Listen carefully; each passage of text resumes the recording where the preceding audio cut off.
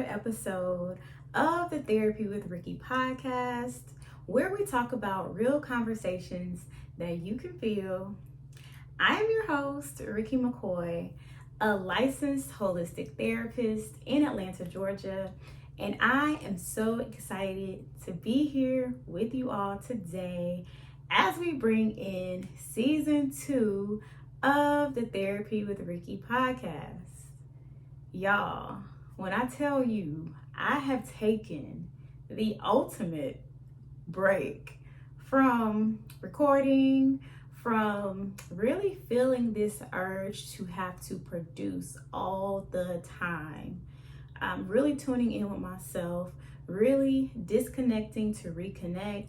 And when I tell you I needed it so much.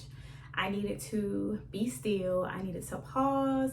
I really needed to take a moment and check in with myself and what I was feeling versus always being there for everyone else. So on this episode today, we are going to talk about how to disconnect and reconnect to the thing that matters most, which is yourself, okay? So if you are new to the channel, welcome. Thank you for tuning in.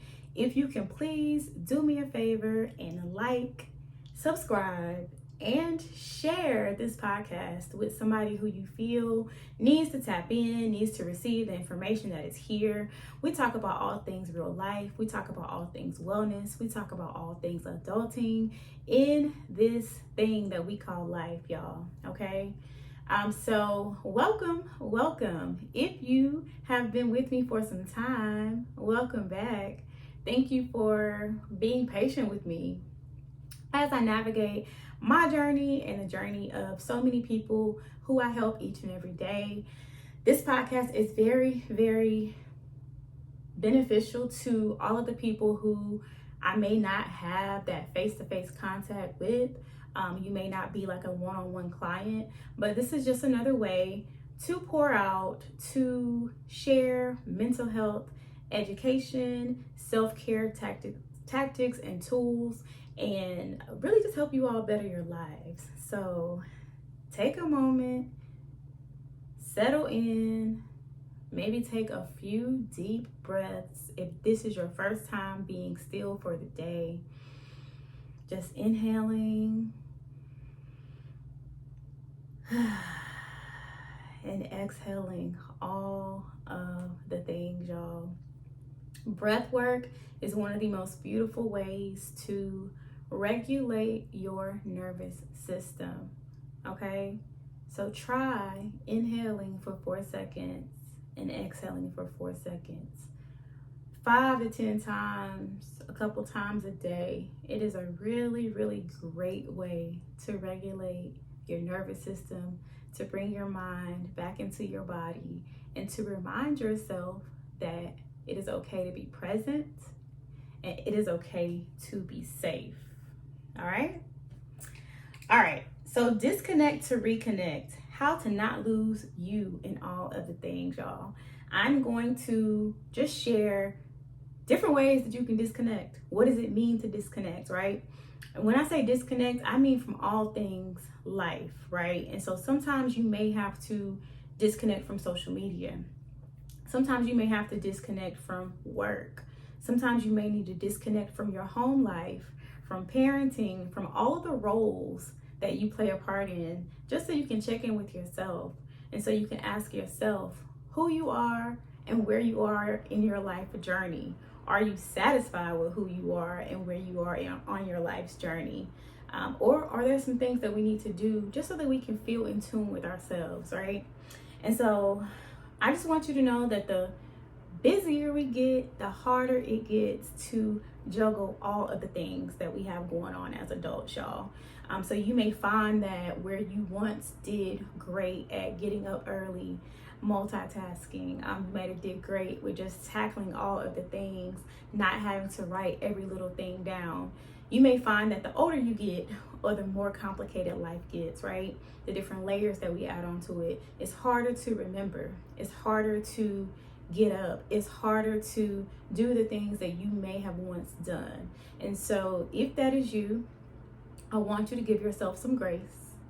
I want you to remember that you're human, you're not a robot, and you need to fill your cup just as much as you pour out energy. So think of it as you can think of it as a laptop. Your laptop needs charging. Your phone needs charging. You also need charging, okay? So think about paying attention and knowing when it is time to pause in your life, okay? I want you to really know how to disconnect so that you don't get to a point of burning out. You are exhausted, you are running on fumes, and you really don't have the energy, the desire, or the motivation to move on. Your nervous system is in fight or flight. These are things that will lead to anxiety and depression. Okay, so we want to be proactive and not reactive in our wellness. And being proactive is being able to take these little breaks throughout your day or throughout your life. So the first one is breathing. Okay, I talked to you about breath work, knowing how to regulate your nervous system. That is the one thing that we have to remember not to take for granted. Every morning when I wake up, one of the things I like to do is list out the things that I'm grateful for. And y'all, having breath in my body, having my peace of mind, and my health are some of the things that I say thank you for every morning, okay? So just think about that. Anything that has life breathes, okay? Breath is life force energy. All living things are breathing. So people, animals, right? Our plants, all of these things are breathing. They are taking in and giving out some type of oxygen, some type of life to us, okay? So I want you to think about that. I want you to breathe. I want you to realize that there are two parts of your nervous system. There is the sympathetic and the parasympathetic nervous system, okay? So the sympathetic activates your fight or flight response. So you're always in defense mode. You're always watching out for danger, okay? What we want to do is activate our parasympathetic nervous system, which its role is to help calm the body down, okay? So breathing helps you calm your body down. It gets you out of that fight or flight response. So I want you to try some 4-second inhales and 4-second exhales. You can also do what's called square breathing. So you actually visualize a square, okay? So you inhale, exhale, inhale, exhale, and you inhale, and you exhale. And the goal is to visualize a square. It helps you bring your mind back to the present moment. You're visualizing that square and you're regulating your nervous system by activating that parasympathetic part of the nervous system, okay? So that's what breath work does for us. It helps us to slow down. It helps us to come back into our bodies. You know, sometimes we get outside of our bodies, we disassociate, we black out, all of those things. And I want you to be able to know how to come back to the present moment, okay? That is what breath work is going to do for you. Just knowing some breath work, there's lion's breath. There's different breath work techniques that you can look up, you can Google, you can try, but I do recommend that you learn how to incorporate breath work into your day-to-day. I love doing breath work when I am driving. Let me tell you, it is the greatest way to cure any type of road rage that you have, okay?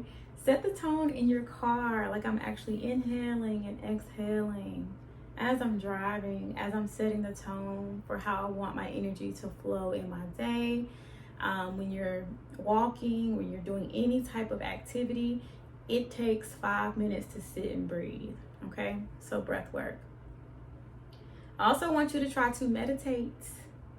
Meditation, I know it sounds simple. I know a lot of people struggle with being able to focus in that present moment, but practice meditation. Train your mind to focus, and it brings you back to the present moment, okay? It is proven that meditation reduces heart disease, risk factors, and improves mental and emotional health, rewires your brain for overall happiness, peace, and success, okay? So this is not just, oh, let's sit and everything will be better. No, this is you learning how to train your brain to be okay with stillness, to slow down, to stop going 100 miles per hour, right?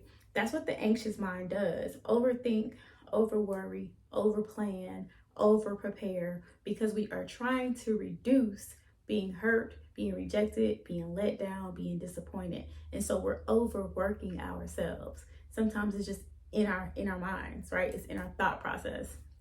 And so start learning how to practice being still. I recommend you start with 10 or 15 minutes of meditation, because it really can take 10 to 15 minutes for your brain to settle in, okay? I love to lie down on the floor when I am meditating on a yoga mat or something. If you do sit up, just think about having back support, having support for your legs, that kind of thing. Maybe some blocks underneath your knees so that your legs don't go to sleep, right? Your circulation isn't off. Um, Headphones are also good to block out background noise, and you can actually take a moment, find stillness, tune in with yourself. You can listen to guided meditation to help you learn the process of meditating. Londrell is a great artist that has meditative music. You can also listen to any type of nature sounds, frequency sounds, right? So frequency sounds are going to be like sound bowls or Tibetan bowls, right? You can also listen to rain. I love listening to rain when I'm meditating, the ocean, nature vibrations, just different playlists that you can listen to. You can find them on Apple Music, you can find them on YouTube. I'm pretty sure you can find them anywhere where music streams. But meditate, y'all. Learn how to be still, learn how to sit with yourself. And once you learn 10 or 15 minutes, I would then move up, right? Try 20, maybe go up to 30. But it's all about you taking the time to be still and ask yourself what you need. It's in those moments of stillness, y'all, where we get the answers that we're looking for. So sometimes it's not this magical answer that's going to fall out the sky. It's about you being still enough to receive what it is that is meant for you to receive. And how can you do that if you are not sitting long enough to be still, right? Okay, get outside and get into nature is number 3. Nature therapy is a thing. You can research getting outdoors and the benefit of being in Mother Nature and how it serves us as human beings. It is a great way to ground yourself. Grounding yourself, it means soothing your energy, right? If you're feeling anxious, if you're feeling overwhelmed, grounding yourself, walking in grass, as y'all hear people say they do, breath work, being able to sit outside if you have a porch or a deck or balcony, whatever you have. If you got to go out there and stand there, y'all, go outside, get some fresh air, feel the air blowing on your skin, right? Smell the air. Especially right now in fall. Oh, it's so beautiful here in Atlanta. Go outside, tap into Mother Nature, get some vitamin D on your skin. I go outside at least 2 times a day, y'all, to sit, to breathe, to ground myself, to listen to nature, listen to the birds, look at the sky, check out the moon, right? Be present with yourself. Get out, disconnect to recharge, turn your phone off, put your phone on do not disturb, and pay attention to what's in front of you. If you need to travel, travel. If you need to go on a hike, go on a hike, go to the park. Whatever it is you got to do in your city to disconnect and get in nature, do so. If you do travel, think about the landscape, think about the different places that you can go and how they serve you, how they have certain healing powers, right? That might be the beach for you, that might be the mountains, that might be the red rocks of Sedona, right? I just thought about that because I'm actually taking a group there. So my next wellness retreat will be in Sedona. But that was one of the reasons why I picked that location, because of the scenery, because of the vortexes and the spiritual energy that's there, right? So nature is healing. Nature therapy is a thing. Having plants, feeling connected to nature is a thing, y'all. So get outside, get outside, get outside, okay? And then I want you to visualize. Visualization is a powerful technique because it brings our visions into reality. So one of the things that I love to do with clients when I'm asking them about where they feel safe, I want you to visualize a safe space. And you can actually do this as well. And we close our eyes and we sit and we think about a safe place. Where is it? What does it look like? What does it smell like? What are you doing in that space? Is it daylight? Is it night? How do you feel in that space? What are you wearing in that space, right? Who else is there with you? And you can visualize this space, okay? You can also visualize the life that you want for yourself. Who do you want to be? What do you want to represent? What do you want to be remembered by? What are you wearing? What are you doing? What type of house do you live in? What type of car are you driving? Do you have a family? Do you have a supportive partner? Supportive friends, right? Visualize the life that you want for yourself, y'all. It is guaranteed to help you build courage, help you fight negativity, bolster your creativity, and boost your overall energy. So visualization is a soothing technique that I want you to try, okay? Cool. All right, y'all. This is one of my favorite ones. Just like I took a break from this podcast, I will disconnect from social media when I need to, and I'll just delete the app from my phone, right? So I don't deactivate the accounts or none of that, but if I've noticed a certain social media platform that I am just using too much, I'm using it when I'm bored, I'm using it out of habit, and I'm just not being mindful of what I'm doing, I will disconnect that app. And it really is a great way for you to tune into yourself. It's a great way to find some other hobbies, find some other coping skills that you enjoy. If you truly are bored, you can take the time to meditate. You can take that time to work out. You can take that time to read a new book, right? Spending with your family, with your friends. It has really helped me to be present in my home life and not so connected to everything and everybody else that has stuff going on through social media, right? And so if I wouldn't know it by if I wouldn't know it by talking to you on a regular basis, I don't need to know it. And so that's just my way of getting back to what matters most, right? Getting back to what I need and the people around me need as far as me showing up as well, right? And so I will put my phone on Do Not Disturb. It goes on every night at 9 p.m. That is my wind down time. That's my time for me. And so after 9 p.m., people might not hear from me. They know not to really expect to talk to me until the next day. On certain days, on the weekends, I'll just spend time with myself in solitude. And I will take breaks from the social medias as much as I need to, y'all. So don't be afraid. It will feel like an adjustment at first, but the more and more you try to do it, the easier it gets, right? And maybe you take baby steps. Maybe you say, okay, well, I'm just gonna use it for an hour a day, or I'm just gonna use it after I have completed these goals, right? I'm gonna use it as more so a reward versus just something to do. Too much access is not always a great thing. We have to have discipline, we have to have strategy, and we have to be able to count on ourselves when we know we have goals, when we know we want to be grounded, we know that certain things are impacting our energy. Be accountable for yourself. Take the breaks when you need to. All right. The next thing on our list, y'all, is to get a massage. I know y'all talk about, we think about self-care and we think about the spa.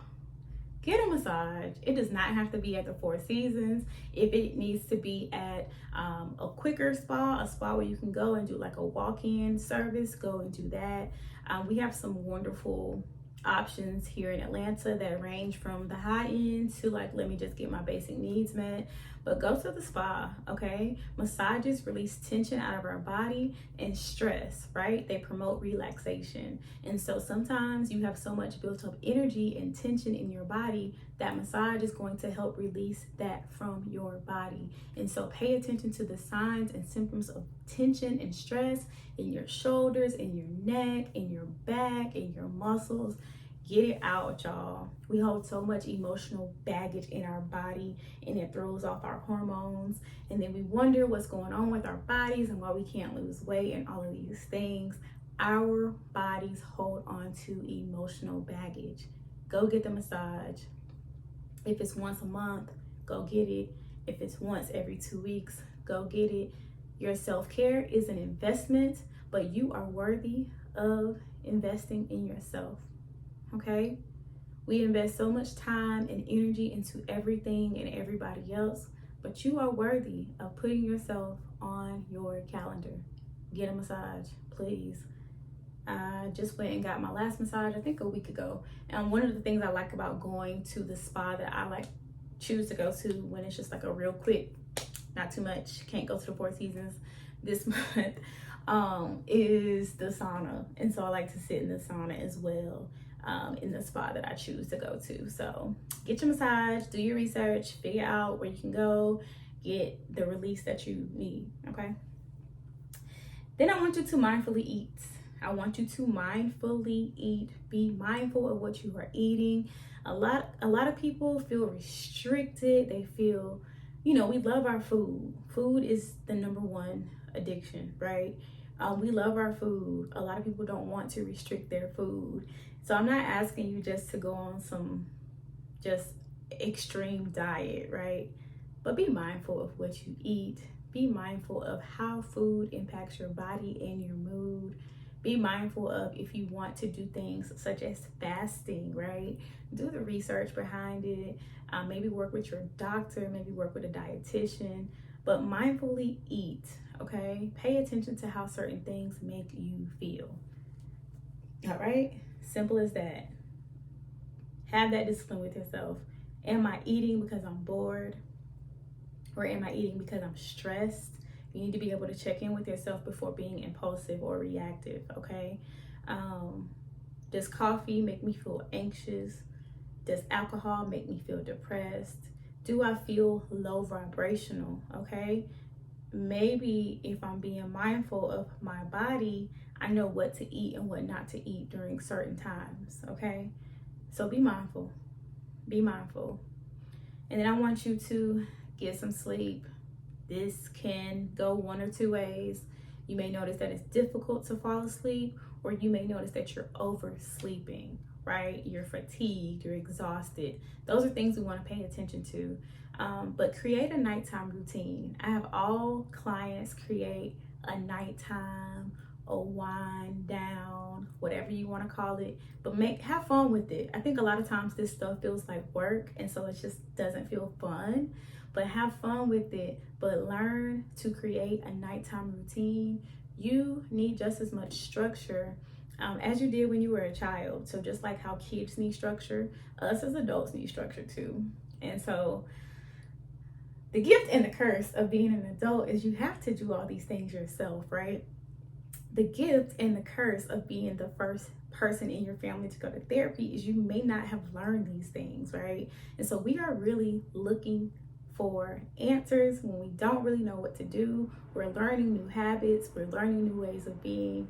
Take your time, but just know that you do need routine and structure, okay? It improves your focus, it improves your productivity, it improves your ability to think to focus, to feel clear, to feel well, okay? To feel energized, all of the things, y'all. We have to be able to get good sleep. Think of a wind down time. Maybe it's 9 o'clock. You start doing certain things to prepare your body for rest. And so I like to stretch or do yoga. I like to meditate before bed. I like to do my aromatherapy.